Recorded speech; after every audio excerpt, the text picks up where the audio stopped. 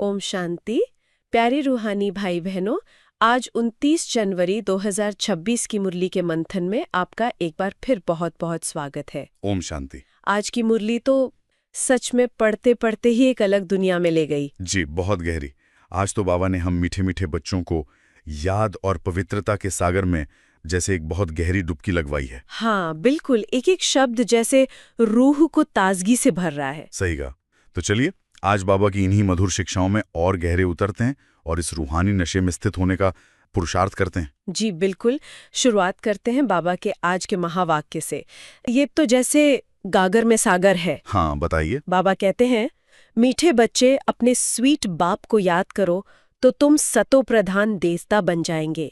सारा मदार याद की यात्रा पर है। वाह वाह, कितनी सहज, कितनी मीठी और कितनी गहरी बात है ना? बाबा ने पहली पंक्ति में मंजिल भी दिखा दी और मंजिल तक पहुंचने का रास्ता भी बता दिया। दोनों चीजें एक साथ। जी, मंजिल है सतो प्रधान देवता बनना और रास्ता है अपने स्वीट बाप की याद। और देखिए, बाबा स्वीट बाप शब्द का प्रयोग करते हैं। भगवान या परमात्मा जैसे भारी शब्द नहीं, बल्कि स्वीट बाप। हाँ, ये बहुत सुंदर बात है, क्योंकि स्वीट शब्द से ही याद में बोझ नहीं रहता, एक मिठास का, एक अपनेपन का अनुभव होता है। जैसे बच्चे अपने पिता को सहज ही याद करते हैं, कोई जबरदस्ती नहीं होती। बिल्कुल, कोई नियम नहीं, कोई कर्मकांड नहीं, कोई हठयोग नहीं, बस दिल का प्यार। और बाबा कह रहे हैं कि सब कुछ, हमारी पूरी चढ़ती कला का आधार, हमारे 84 जन्मों के चक्र में हमारे सबसे श्रेष्ठ जन्मों का आधार, सब कुछ इसी पर निर्भर है। हाँ, यही याद की यात्रा है। हमारा पूरा भविष्य इसी एक बात पर टिका है कि हम अपने प्यारे बाप को कितना प्यार से याद करते हैं। यही याद ही वो पारस है जो हमें तमो प्रधान से सतो प्रधान बना देगी। जी, लोहे से सोना, बिल्कुल। और आज बाबा से जो प्रश्न पूछा गया वो भी इसी पवित्रता और आकर्षण से जुड़ा हुआ है। बहुत सुंदर प्रश्न है। क्या प्रश्न है आज? प्रश्न है, जैसे बाप की कशिश बच्चों को होती है, वैसे किन बच्चों की कशिश सबको होगी? वाह, कितना सुंदर प्रश्न है ना? हम सभी बच्चे इस बात का अनुभव तो करते ही हैं कि बाबा हमें कैसे अपनी तरफ खींचते हैं। जी बिल्कुल। जैसे कोई शक्तिशाली चुंबक लोहे को खींचता है, वैसे ही बाबा की याद, बाबा का ज्ञान, बाबा का प्रेम, ये एक अलौकिक आकर्षण है, एक कशिश है जिससे हम खिंचते चले जाते हैं। तो अब सवाल ये है कि हमें वो कशिश कैसे आए? हाँ, अब बाबा पूछ रहे हैं कि हम बच्चों में ऐसी कौन सी शक्ति हो जो बाकी आत्माओं को भी हमारी तरफ ऐसे ही खींचे। और बाबा का उत्तर तो और भी मधुर है। जैसे प्रश्न में गहराई है, वैसे ही उत्तर में दिव्यता है। क्या उत्तर दिया बाबा ने? बाबा ने कहा, जो बच्चे फूल बने हैं। वाह, फूल? जी, बाबा उदाहरण देते हैं कि जैसे छोटे बच्चे फूल समान होते हैं, उन्हें विकारों का पता भी नहीं होता, तो वो सबको अपनी ओर खींचते हैं। सही कहा। ऐसे ही जब हम बच्चे फूल अर्थात पवित्र बन जाएंगे तो सबको हमारी कशिश होगी। बाबा कहते हैं, हमारे में विकारों का कोई भी कांटा नहीं होना चाहिए। जी हाँ, पवित्रता ही, सचमुच पवित्रता ही सबसे बड़ा आकर्षण है। हम सबने अनुभव किया है, एक छोटे बच्चे की मुस्कान, उसकी वो निर्दोष आंखें, उसकी निश्चल हरकतें, हाँ, वो सबको क्यों भाती हैं, किसी अजनबी को भी अपनी ओर खींच लेती हैं। क्यों? क्योंकि उसमें कोई मैल नहीं होता। कोई मैल नहीं होता, उसमें अपवित्रता का, विकारों का, चालाकी का लेश मात्र भी अंश नहीं होता। वो तो बस एक खिला हुआ, महकता हुआ फूल है। और बाबा हमें भी ठीक वैसा ही बना रहे हैं। जी, बाबा हमें भी ऐसा ही पवित्र फूल बना रहे हैं। और बाबा ने कांटों की बात भी की। ये जो 5 विकार हैं, काम, क्रोध, लोभ, मोह, अहंकार, हाँ, यही तो वो कांटे हैं जो पहले हमें खुद को चुभते हैं, हमें अंदर से दुखी और अशांत करते हैं, और फिर हमारे व्यवहार से दूसरों को भी दुख देते हैं। एक कांटा दूसरे को चुभता ही है। तो बाबा हमें इन कांटों से भरे जंगल से निकालकर ज्ञान और योग के जल से सींचकर पवित्रता का सुंदर फूल बना रहे हैं। सचमुच ये संगम युग की यात्रा ही कांटों से फूल बनने की यात्रा है। हमारी रोज की मुरली, हमारा अमृत वेला का योग, हमारा हर संकल्प, हाँ, हमारा हर संकल्प इसी पुरुषार्थ के लिए है कि हम अपने अंदर से एक एक कांटे को निकालकर फेंक दें और एक सुंदर सुखदायी फूल बन जाए जिसकी खुशबू से सारी दुनिया महक उठे। वाह। चलिए अब मुरली के मुख्य बिंदुओं पर और गहराई से मंथन करते हैं। जी। बाबा ने हमें सबसे पहले याद दिलाया कि यह पुरुषोत्तम संगम युग है। बाबा कहते हैं, हमें बैठे बैठे ये विचार करना है कि हम भविष्य में लक्ष्मी नारायण के वंश में जाने वाले पुरुषोत्तम देवता बन रहे हैं। हमारी बुद्धि अब अलौकिक हो गई है। ये स्मृति ही कितनी शक्तिशाली है। ये कोई साधारण समय नहीं है। नहीं, बिल्कुल नहीं। ये युगों के चक्र में सबसे श्रेष्ठ युग है। बाबा इसे पुरुषोत्तम संगम युग कहते हैं। पुरुषों में उत्तम बनाने वाला युग, वो युग जो हमें पुरुषों में उत्तम यानी देवता बना दे। बाबा हमारी बुद्धि को लौकिक देह की दुनिया की छोटी छोटी बातों से निकालकर अलौकिक दुनिया की सैर करा रहे हैं। सही कहा।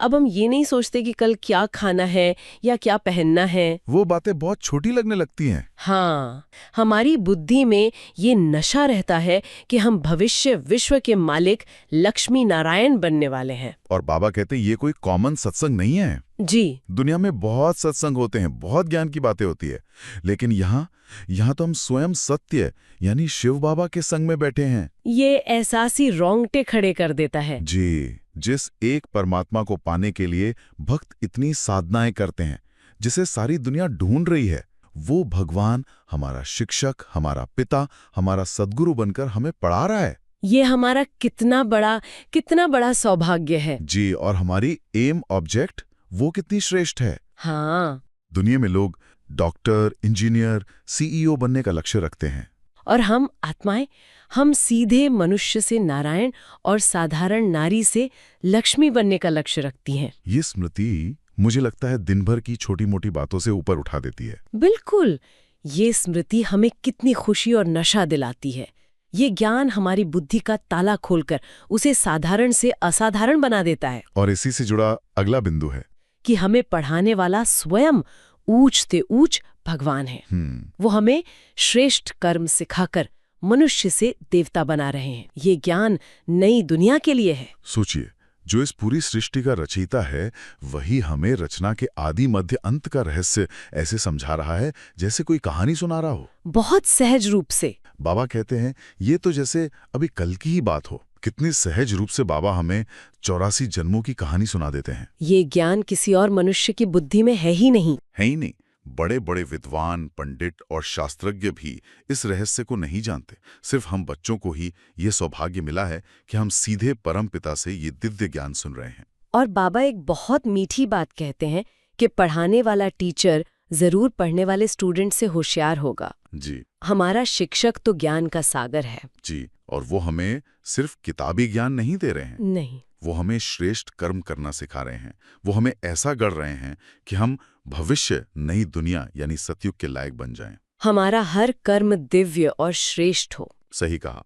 यह ज्ञान हमें केवल वर्तमान जीवन के लिए श्रेष्ठ नहीं बनाता, बल्कि हमारे भविष्य के 21 जन्मों की प्रारब्ध भी तैयार करता है। वाह! यह नई दुनिया के लिए नई नॉलेज है, जिसे सुनकर और धारण करके हम आत्माएं भी नई बन रही हैं। हमारा पूरा ट्रांसफॉर्मेशन हो रहा है। जी, बिल्कुल। लेकिन बाबा हमेशा याद दिलाते हैं कि ज्ञान सुनने के साथ साथ जो सबसे महत्वपूर्ण बात है वो है याद की यात्रा। बाबा ने आज फिर कहा कि सारा मदार याद की यात्रा पर है, लेकिन ये यात्रा एक लड़ाई जैसी है जिसमें माया विघ्न डालती है। जी, ये बात बाबा रोज याद दिलाते हैं। रोज पूछते भी हैं बच्चे, आज कितना समय याद किया, चार्ट रखा। हाँ, क्योंकि ये यात्रा कोई फूलों की सेज नहीं है, ये एक युद्ध का मैदान है। और लड़ाई किससे है? हमारी लड़ाई किसी बाहर के दुश्मन से नहीं है, बल्कि अपने ही पुराने द्वापर कलयुग के संस्कारों और माया से है। और माया का सबसे बड़ा और पहला तूफान? देह अभिमान। जी, देह अभिमान। जैसे ही हम भूलते हैं कि मैं आत्मा हूँ और ये सोचने लगते हैं कि मैं ये शरीर हूँ, मैं डॉक्टर हूँ, मैं माँ हूँ, मैं पुरुष हूँ, बस वैसे ही बाबा की याद गुम हो जाती है। सारा कनेक्शन कट जाता है। बिल्कुल। और फिर काम, क्रोध, लोभ, मोह के तूफान भी एक के बाद एक आते रहते हैं। जी, आज किसी बात पर क्रोध का तूफान आया तो कल किसी वस्तु को देखकर लोभ ने बुद्धि को भटका दिया। ये तूफान याद की लौ को बुझाने की बार बार कोशिश करते हैं। बाबा कहते हैं, बच्चे खुद ही अनुभव सुनाते हैं कि बाबा, आपकी याद में रहने में माया के तूफान बहुत लगते हैं, परंतु इस लड़ाई का फल भी उतना ही मीठा है। हाँ, ये भी है। बाबा कहते हैं, जब हम इन तूफानों पर विजय पाकर याद में टिकते हैं तो बहुत खुशी होती है। एक अलग ही आनंद का अनुभव होता है। जी, एक अलौकिक शांति, एक रूहानी आनंद का अनुभव होता है। कभी कभी तो बाबा की याद में इतने खो जाते हैं कि प्रेम के आंसू बहने लगते हैं। और ये आंसू दुख के नहीं होते। नहीं, बिल्कुल नहीं। ये आंसू दुख के नहीं, बल्कि 5000 साल बाद अपने प्यारे पिता से मिलन की खुशी के, प्रेम की पराकाष्ठा के होते हैं। और बाबा का वायदा है कि याद में रहने से तुम बहुत मीठे बन जाओगे। जी, हमारा स्वभाव, हमारी वाणी, हमारे संकल्प, सब में एक दिव्यता और मिठास खुल जाएगी। वाह! और इस याद की यात्रा को सहज करने के लिए ही मुझे लगता है बाबा हमारा ध्यान इस विनाशी शरीर से हटाकर अविनाशी आत्मा पर ले जाते हैं। हाँ बाबा हमें आत्मा का अमूल्य ज्ञान देते हैं। जी, बाबा कहते हैं इस पूरी सृष्टि में आत्मा ही मोस्ट वैल्यूएबल चीज है, सबसे कीमती। सबसे कीमती। ये शरीर तो ये तो मिट्टी का पुतला है, विनाशी है, आज है कल नहीं। और हम 63 जन्मों से इसी में मोह रखते आए। हाँ, इसी विनाशी शरीर और इससे जुड़े संबंधों में मोह रखते आए हैं और इसीलिए दुखी हुए हैं। अब बाबा हमें सच से परिचित कराते हैं कि तुम ये शरीर नहीं, तुम एक आत्मा हो, बल्कि एक अविनाशी अमर आत्मा हो, एक ज्योति बिंदु सितारा। और प्यार भी रखना है, मोह भी रखना है, तो अविनाशी चीज से रखो, उस अविनाशी बाप से रखो। बाबा ने इसके लिए धारणा की युक्ति भी बहुत सुंदर दी है। क्या युक्ति दी है? बाबा कहते हैं कि कोई कोई बच्चे डायरी में लिखते भी हैं, मुझ आत्मा ने आज ये भाषण किया, या मुझ आत्मा ने आज बाबा को बहुत प्यार से याद किया। वाह, कितना सुंदर अभ्यास है ये। है ना? ये अभ्यास मैं आत्मा हूं के स्वमान को पक्का करता है और धीरे धीरे देह के भान को मिटा देता है। और जब हम हर कर्म मैं आत्मा की स्मृति में रहकर करते हैं, तो कर्म स्वतः ही श्रेष्ठ, अकर्म और विकर्म जीत हो जाते हैं। जी, यह अभ्यास ही देह अभिमान के सबसे बड़े तूफान से लड़ने का सबसे शक्तिशाली हथियार है। बिल्कुल। जब ये स्मृति पक्की हो जाती है कि मैं आत्मा हूं, तो शरीर के धर्म, जाति, पद, उम्र, इन सब बंधनों से मैं मुक्त हो जाता हूं। तब एक बाप को याद करना बहुत सहज और स्वाभाविक हो जाता है। अब आते हैं उस सुंदर उदाहरण पर जो बाबा ने प्रश्न के उत्तर में भी दिया था, फूल और कांटे। हाँ, ये बहुत ही गहरा और प्यारा उदाहरण है। बाबा हमें हमारी असली पहचान याद दिलाते हैं। जी। कहते हैं, छोटे बच्चे फूल जैसे होते हैं, उनकी अवस्था कर्मातीत जैसी होती है। उन्हें कर्म विकर्म का, पाप पुण्य का, अच्छा बुरा का ज्ञान नहीं होता। वो निर्दोष होते हैं, पवित्र होते हैं, इसीलिए वो सबको अपनी तरफ खींचते हैं, सबको प्यारे लगते हैं। बाबा भी हमें ऐसा ही पवित्र, निर्दोष, दैवी गुणों से भरपूर फूल बनाने आए हैं। और हम द्वापर कलयुग में क्या बन गए थे? कांटे, कांटों से भरे हुए, 5 विकारों रूपी कांटों से भरे हुए। बाबा कहते हैं कि इस समय मनुष्य बहुत दुख देने वाले कांटे बन गए हैं। इसीलिए ये दुनिया ही दुखों की दुनिया है, कांटों का जंगल है। एक दूसरे को अपनी बातों से, अपने कर्मों से और यहाँ तक कि अपने संकल्पों से भी चुभते रहते हैं, दुख देते रहते हैं। और हमें अब क्या बनना है? हमें अब सुखदायी फूल बनना है। जी, जिसकी संगति में आकर, जिसके बोल सुनकर, जिसके दर्शन करके दूसरी आत्माओं को भी सुख और शांति की अनुभूति हो। ये ज्ञान ही हमें कांटों और फूलों का भेद बताता है। सही कहा। जब तक हमें पता ही नहीं था कि हमारे अंदर क्रोध, ईर्ष्या और अहंकार के कांटे छिपे हुए हैं, तब तक हम उन्हें निकालने का पुरुषार्थ भी नहीं कर रहे थे। हम तो उसे अपना स्वभाव समझते थे। हाँ, बिल्कुल।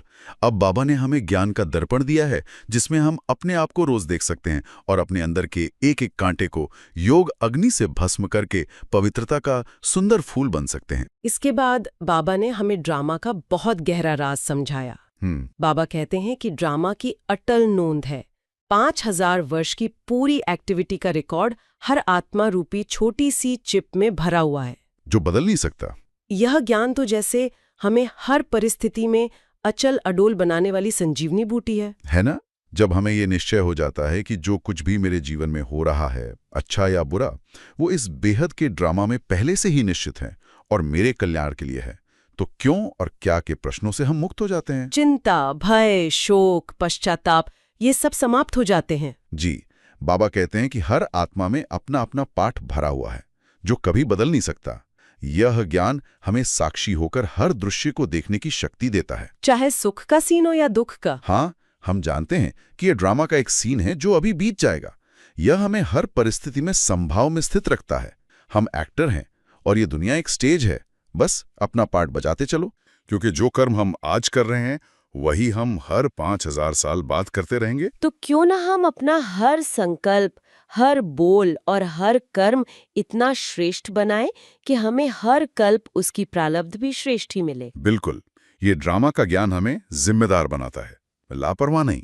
और अंत में मुरली के मंथन में बाबा ने आत्मा और परमात्मा के उस प्यारे मेले की याद दिलाई। बाबा कहते हैं कि हम आत्माएं परमात्मा से बहुत समय अलग रहीं। ये संगम युग ही आत्माओं और परमात्मा का सच्चा रूहानी मेला है। आत्माएं परमात्मा अलग रहें बहुकाल, ये गायन हम भक्ति मार्ग में सुनते आए हैं पर समझते अब है। हाँ, अब हम उसका यथार्थ अर्थ समझ रहे हैं और अनुभव कर रहे हैं। हम आत्माएं जो छोटे छोटे सितारे हैं, अपने परमपिता ज्ञान के सागर से द्वापर युग से बिछड़ गई थीं। 2500 साल हम उन्हें ढूंढते रहे, पुकारते रहे। अब इस संगम पर बाबा खुद आकर हमसे मिलते हैं, हमें अपना बनाते हैं, हमें गले लगाते हैं। ये कितना भाग्यशाली और अविस्मरणीय मिलन है। बाबा याद दिलाते हैं कि आत्मा एक छोटा सा सितारा है, भ्रुकुटी के बीच में चमकता हुआ, जिसमें 84 जन्मों का पाठ भरा है जी। और उस छोटे से सितारे को अब अपने परमपिता परमात्मा, जो परमधाम में रहने वाले ज्ञान के सागर, शांति के सागर, प्रेम के सागर हैं, उनको याद करना है। और ये मिलन ही हमें पावन बनाकर वापस घर ले जाने के लिए है। सचमुच ये ज्ञान का मंथन मन बुद्धि को कितनी शांति और शक्ति से भर देता है। बाबा की हर बात दिल को छू जाती है। जी बिल्कुल। तो आज की इन सभी शिक्षाओं से धारणा के लिए बाबा ने 2 मुख्य बिंदु दिए हैं। क्या है वो मुख्य बिंदु? पहला बिंदु है सुख धाम में चलने के लिए सुखदायी बनना है, सबके दुख हर कर सुख देना है, कभी भी दुखदायी कांटा नहीं बनना है। हाँ, इसका अर्थ है हमें अपने व्यवहार को, अपनी दिनचर्या को बहुत ध्यान से देखना होगा, बहुत सूक्ष्मता से। जी। मेरे बोल, मेरे कर्म और सबसे सूक्ष्म मेरे संकल्प किसी से भी किसी आत्मा को दुख तो नहीं पहुंच रहा। हम मास्टर दुख हरता सुख करता बने। कोई हमारे पास अपनी समस्या लेकर आए तो उसे हमसे शांति और शक्ति का अनुभव हो। बिल्कुल, हम समाधान स्वरूप बने, समस्या स्वरूप नहीं। हमारे चेहरे से, हमारी आंखों से सबको सुख की किरणें मिले। और दूसरा बिंदु बाबा ने दिया, इस विनाशी शरीर में आत्मा ही मोस्ट वैल्यूबल है, वही अमर अविनाशी है।